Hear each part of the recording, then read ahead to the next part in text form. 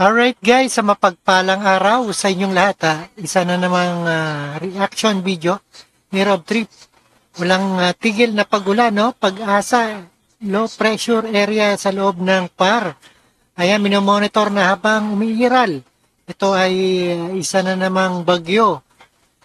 Ayan, kahit wala na ang bagyong Christine, nagpapatuloy ang malalakas na pag-ulan ng malaking bahagi ng bansa dahil sa umiiral na habagat. Ayon sa Pag-asa. At binabantayan lang daw ang low pressure area sa loob ng Pilipinas.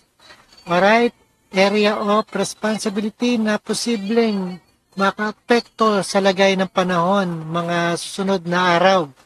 Para rin pa natin dito sa One Balita. Kahit wala na ang bagyong Krising, nakakaranas pa rin ng pag-ulan dahil sa patuloy nga na pag-iral ng habagat sa malaking bahagi ng bansa. May binabantayan din na low pressure area sa loob ng Philippine Area of Responsibility.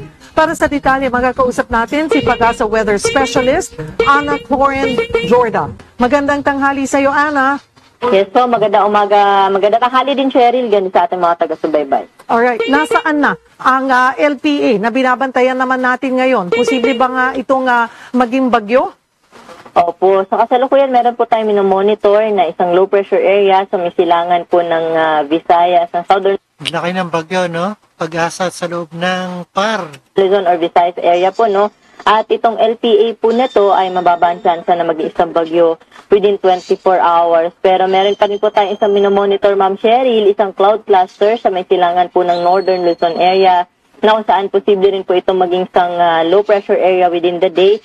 At nakikita natin na itong dalawang sirkulasyon na to, dalawang possible na LPA, Ayan, ingat-ingat tayong lahat, no? Sa bagyo na yan. ay posible pong magsama. At ayan, mga nababaha ngayon dito sa Metro Manila at ibang karatig na lugar. Ito malaking circulation po at magkakaroon po sila ng isang ikot na kung saan ay posibleng magbuo o yung magsama po sila dyan po sa may silang bahagi Ayan, no? Naghihilaan ng dalawang bagyo, no? ng Northern or Central Luzon area sa mga susunod na araw. So halos dalawang weather system po yung ating binabantayan sa kasalukuyan. Nasaan yung isang cloud cluster?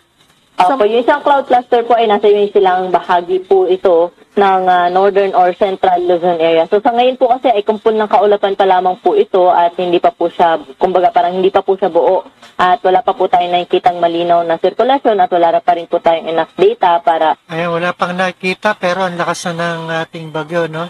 ito po ay ma-declare bilang isang low pressure area. Okay. So habang binabantayan pa natin yan, at, pero sabi mo nandoon yung mataas na chance na magsani. Ayan, magsanib na malakas ang tsansa na maging malakas na bagyo. Itong LPA na to at yung cloud cluster, doon tataas yung chance na magiging bagyo. Yes po, opo. Pero sa ngayon, kaya po sa ngayon ay mababa pa po yung chance dahil nga magkahiwalay pa po itong dalawang sirkulasyon na ito. So kailan natin inaasahan, Ana, na magsasanib puwersa itong dalawang weather system na ito? Opo, opo. Itong dalawang posibleng LPA ay posible po magkaroon ng sariling ikot, no, or makabuo ng isang kumbaga po na mabubuong ikot diyan sa may silang bahagi po ng Northern or Central Luzon area by tomorrow po. At Ayan, pataas, no? At Central Luzon, no? Paakit na yung bagyo. Pero may parating pa, no? Hindi kaya siyan si Dante. mas tataas po yung chance nito na maging isang bagyo pagdating po ng Miyerkules o Huwebes. Wednesday or Thursday, at ito ay inaasahan papasok or nasa loob na ito Ayan, may panibagong bagyo, no? ng Philippine Area of Responsibility. Nasa loob na po ito nating area of responsibility. At sa tingin natin ay gaano kalakas ang posibleng abutin ng bagyong ito? Anong strength? Sa ngayon po, Ma'am Cheryl, no, wala pa po tayong estimate kung ano po yung intensity dahil nga consolidated or consolidating pa lang po yung mga datos po natin, pati na rin po yung sirkulasyon niya ay halos hindi pa rin po buo. So itong dalawang sama ng panahon, wala pang epekto at 5 all sa people reported nararamdaman dead nating while panahon 7 ngayon remain sa bansa. missing due to the bad Opo, yung weather LPA brought po by na to. severe tropical storm Krising and a southwest monsoon also known as Habagat. Based on its 8 a.m. situational report on Monday, ito. July 21, the National Meron nang namatay, no? 5 at hinahanap na 7 injured.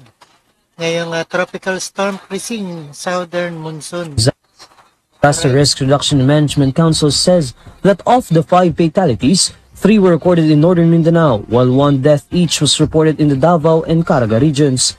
The agency reports that among the 7 missing, 3 were reported in Western Visayas, another 3 in Metro Manila, and 1 in Mimaropa. 5 individuals Kaya meron pala sa Metro Manila na 3 raw. were also injured due to the inclement weather. The agency also reports that more than 800,800 people or over 225,000 families were affected by the bad weather. Of this number, more than 20,100 individuals or over 5,000 Kaya ingat-ingat, no? 800,864 ang ating affected person at affected families 225,985. Right? 900 families are currently staying in more than 300 evacuation centers. Meanwhile, the Philippine Coast Guard reported that hundreds of passengers remain stranded at ports nationwide as of Monday. According to Pag-asa, Krising exited the Philippine area of responsibility over the weekend, but the southwest monsoon is expected to continue bringing rains to most parts of the country on Monday. Pag-asa also says the new low Ayan, ngayong Monday, no? Malakas pa rin ang bagyo. At ito po ay sa baha sa Commonwealth Avenue, no? Quezon City, lagpas tuhod na. At sinulong ng ang baha pauwi mga estudyante, no? Nilakad nilang estudyante lagpas tuhod ang baha sa Commonwealth Avenue, Quezon City ngayong Lunes, no? July 21. Yan po ay matapos suspindehin ng klase. Ayan, bunsod ng masamang panahon. Hindi na rin nagbiyahe ang mga pampasaherong jeep sa lugar dahil sa taas ng baha dahilan upang mapilitang maglakad ang maraming pasahero pauwi.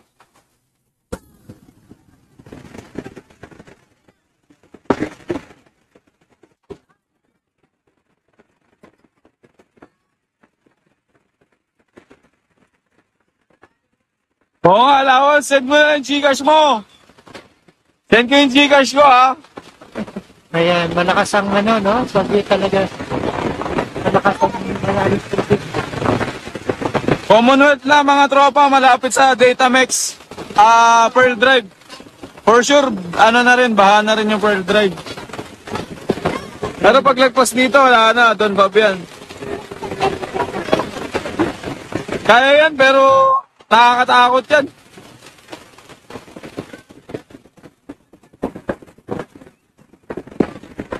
Ayan guys, lagpas tuhod, no? Na sinulong ng mga estudyante pa uwi. Matapos na kumpirmahin na wala nang pasok. Haba ng bao, wala makadaan ng sasakyan.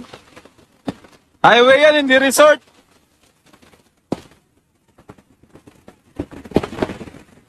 Hindi kaya, Vic. Maano ka, ma-stranded ya. Alright, napakinggan at napanood po natin ang ilang estudyante lumusong sa baha at iba pang paparating na bagyo tungkol sa habagat kay Krising. Alright, at mga nasawi at itong nawawala. Alright, maraming salamat and peace out. Ingat at keep safe, dry sa inyong lahat. Thank you guys and peace out.